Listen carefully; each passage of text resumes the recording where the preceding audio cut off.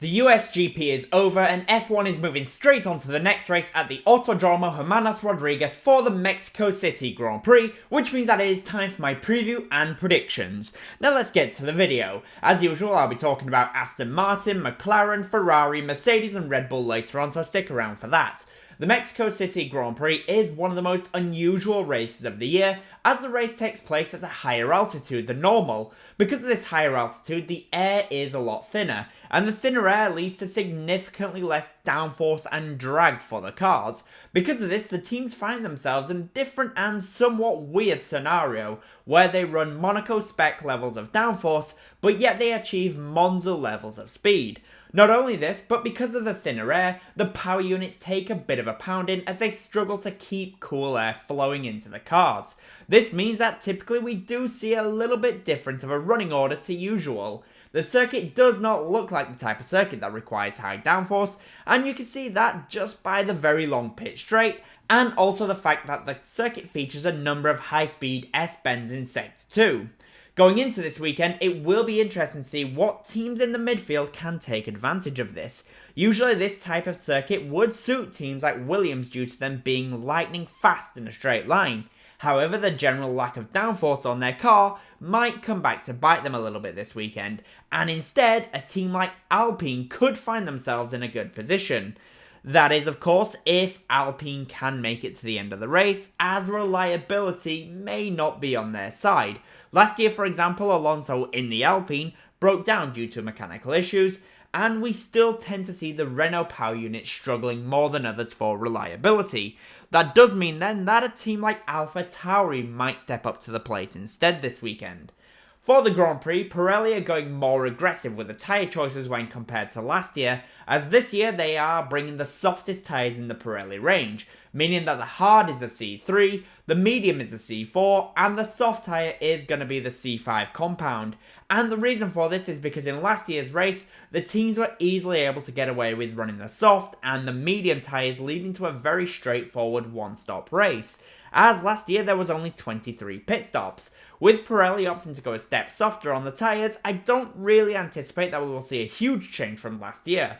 The only difference is that the teams will use the medium and hard tyre as opposed to the soft and medium tyre. The Mexico City circuit might look like a great place for on-track overtaking, especially with the long back straight. However, it is actually one of the more difficult circuits on the calendar for overtaking, and you can see that as last year there was only a total of 24 on-track overtakes. To help with overtaking though, the Mexico City circuit features 3 DRS zones, one down the pit straight, one on the exit of turn 3 into turn 4, and the final is on the exit of turn 11 going into turn 12, just before the stadium section. The reason though overtaking is difficult despite there being 3 DRS zones is because the altitude, and the altitude means that there is low drag, and this means that DRS is not as effective as it is at other circuits, despite them running Monaco levels of downforce. I anticipate that once again we will see them struggling to overtake, but this is just down to where the circuit is situated. Last year's pole position lap time was a 1:17.775 by Max Verstappen in the Red Bull, and the fastest lap in the Grand Prix was a 1:20.153 by George Russell in the Mercedes, as he made a last-minute pit stop for a set of soft compound tyres. With the tyres being a step softer this year, I anticipate that the fastest lap in qualifying will be beaten very easily. The fastest lap in the race though probably will not be beaten as easily, unless a driver stops for softs at the end of the race like George Russell did last year. If they do that, then they should quite easily beat the fastest lap in the race as well. I just want to say that if you are enjoying the video, then I would greatly appreciate it if you hit the like button and subscribe for more F1 content. I'm on my way to 5k subs and I would really appreciate it if you help me get there. Now though, let's get back to the video and let's talk about the top 5 teams, and let's start with Aston Martin.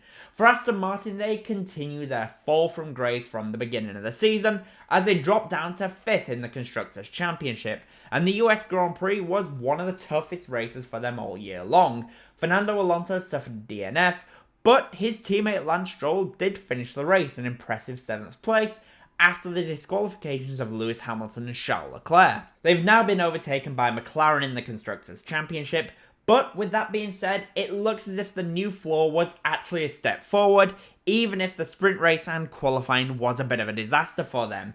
Lance Stroll had better pace than Fernando Alonso, who was running the old floor, which is not something that we have typically seen so far in 2023.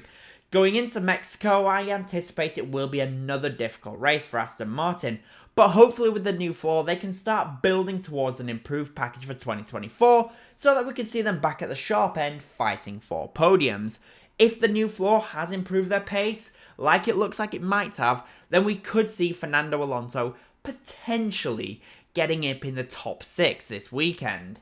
For McLaren, the USGP was almost an incredible result, as Lando Norris could have potentially won the Grand Prix. He led a decent portion of the race at the beginning, and it looked like for a while that they were going to go for a one-stop strategy with Lando Norris. In the end though, they stopped a second time and did that just so that they could secure the podium position. And going into Mexico, I anticipate that McLaren are in a great position to have another strong race. When it comes to higher downforce circuits, we've seen some strong performances from them, such as at Budapest, Suzuka and Singapore. These are all higher downforce circuits and they've performed very well at all of these tracks. The team is 80 points behind Ferrari now for third in the Constructors' Championship. I do think it's highly unlikely that they can catch them, but it's not impossible, especially if Ferrari makes more strategical errors like they did in Texas. And for Ferrari, the USGP was a massive missed opportunity in my opinion. The team struggled for tyre wear, and we saw that during the sprint race as Charles Leclerc was struggling for pace, and of course Carlos Sainz on the soft tyres didn't really have any pace in the sprint race beyond like lap 5. But in the Grand Prix they still opted to go for a one stop with Charles Leclerc, and they managed to convert a pole position into a P6 finish. That was before he got disqualified from the race due to a worn out floor plank. For Ferrari, this is yet another critical error for them as a team. Luckily though for them in Mexico, they have free practice sessions to make sure they can get their car at the right ride height, and also strategy options should be limited as it should be a straightforward one-stop race, meaning that they shouldn't get strategy wrong. The team in theory should go well in Mexico as their car will be suited to the track as they have great efficiency when it comes to straight line speed. However, at last year's Grand Prix, Ferrari really struggled for any pace at this one particular race, and their car was slow in a straight line and generally had no pace. This was a bit of a one-off for them last year at this race, and this could potentially have been down to their power unit. If that was the case, then this weekend could be a tricky race for them again if they struggle with the altitude. And because of that, I think they may be the 4th fastest team this weekend.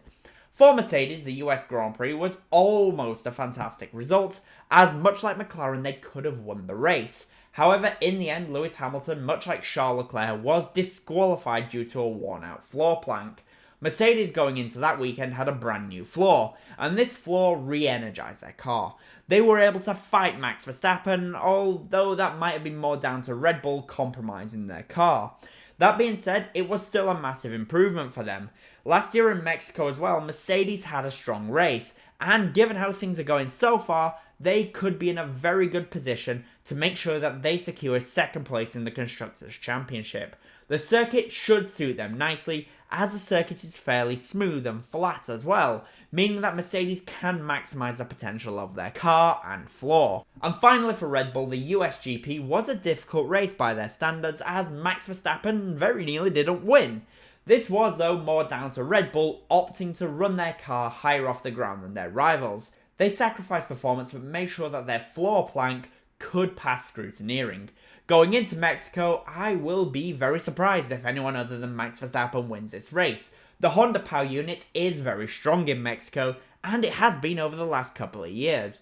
Verstappen has won 4 of the last 5 Mexican Grand Prix, and I don't think it will be any different this season. His teammate Sergio Perez will be looking for a way to bounce back onto the podium for his home fans. Due to how strong Red Bull usually is here, I think he can get a podium, but it will be close between himself, the McLarens and the Mercedes. So with that in mind then, what are my predictions for the Mexican Grand Prix? Well, I think the top midfield driver will be Yuki Tsunoda in the AlphaTauri, as I anticipate that they will be stronger with their Honda power unit. But what about the race and pole position? Well, for pole position, I am going to go for Max Verstappen. It is a bit of a boring choice, but I really can't see anyone else taking it. But what about the top 5? Well, in P5 I think it will be Oscar Piastri, P4 will be Lando Norris, P3 will be Sergio Perez, P2 will be Lewis Hamilton, and somewhat obviously Max Verstappen will win the Mexico City Grand Prix. But that is what I think. The question is, what do you guys think? In the comments down below, let me know, and as always, comment, leave a like, and subscribe for more F1 content. Thank you all so much for watching.